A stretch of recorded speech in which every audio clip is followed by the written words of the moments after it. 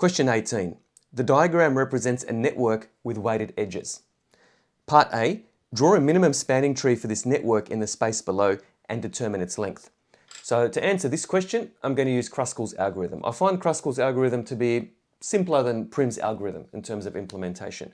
We just choose the edges in ascending order, ensuring that as we choose these edges, I'm going to highlight them actually, that we're not introducing any closed paths or cycles. So let's have a look at the edges just by inspection. The lowest weight edge is GH. So I might just highlight that. And the next highest edges in weight are weight 2s. So we have the FGs, FH, we've got FD, we have FC, we've got ED and AB. So that's sort of the next highest weight, okay, up from 1. So I might highlight FG, okay, FD, FC. Now we can't highlight FH because that would introduce a cycle, cycle FGH. Okay, so we've just got to be careful with that one. So we can't highlight that. We can highlight ED, certainly can do that. And it's still a tree, okay, it's not yet spanning. We've got AB as well, okay. So that's all the edges of weight 2 that we can highlight without introducing a closed path. Now let's have a look at the next highest weight edges. So up from 2, we have edges of weight 3s. So we can't choose CD because that'll introduce a cycle, okay. We can either choose BE or we can choose BC. There's multiple answers to this, okay. So there's probably, there's several, there's probably more than 2, but the minimum weight will be the same though, okay. So I'm just going to choose BE, and that is now a spanning tree. So spanning means all the vertices are now connected, and it's a tree because there's only one way to go from any one vertex to any other vertex that we choose, okay. So drawing the minimum spanning tree, okay, so all the highlighted edges I'm going to draw here. So it doesn't have to be to scale, but I'll just try and draw it as neatly as possible. Okay, so E, we have a D here, F somewhere here, okay, and C's up here somewhere. Again, doesn't really matter, as long as you try and keep it neat and tidy, of course. Okay, and we got H there. All right, now something else, just to sort of make sure that, well, one way to kind of make sure that you've done the right thing is if you count the number of vertices, let's count them, 1, 2, 3, 4, 5, 6, 7, 8 vertices, there should be 7 edges. 1, 2, 3, 4, 5, 6, 7, okay? So that's one of the rules of a minimum spanning tree, or one of the, I guess,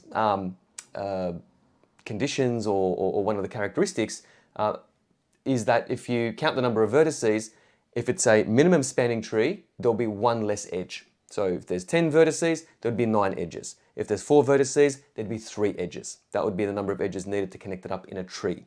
All right, let's draw it in now. So AB, that's 2. And I'm going to keep a running tally here, so or just sort of write down the weights of these edges, so, and then add them up at the end. Okay, we got BE. Okay, that's 3. Okay, plus 3. So I'm just writing it there. You can't see that on the screen there at the moment. Okay, we have ED. Okay, that's 2. All right, and we got FD. Okay, that's another 2. We have CF. Okay, that's another 2. All right. And we've got FG. Yep. And that's another 2. Okay. And finally, GH. Okay. And that's a 1. Okay, so hopefully that looks correct. I haven't missed anything. Count the number of edges again. 1, 2, 3, 4, 5, 6, 7. Yep, 8 vertices, 7 edges, so I've got them all there. Now let's add them up. So 1 plus 2, 3, 3 plus 2 is 5, 5 plus 2 is 7, 9, 12, 14. Okay, so That's equal to, so I've just ran out of space in this box.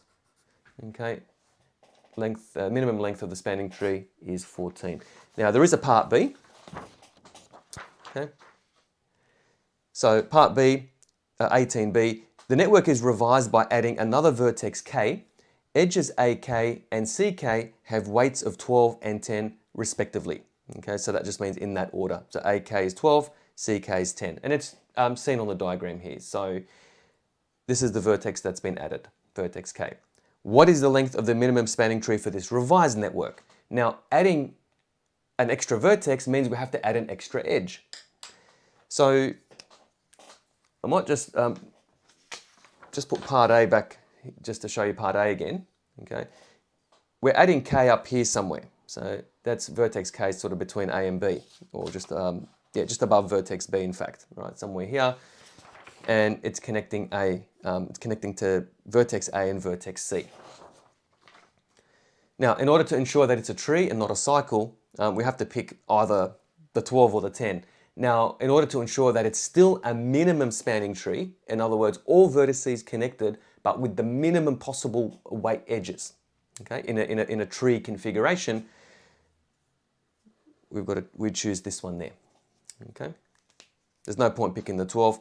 We choose the 10. There's one of the two. They're the only two options we have to connect K to the rest of the network.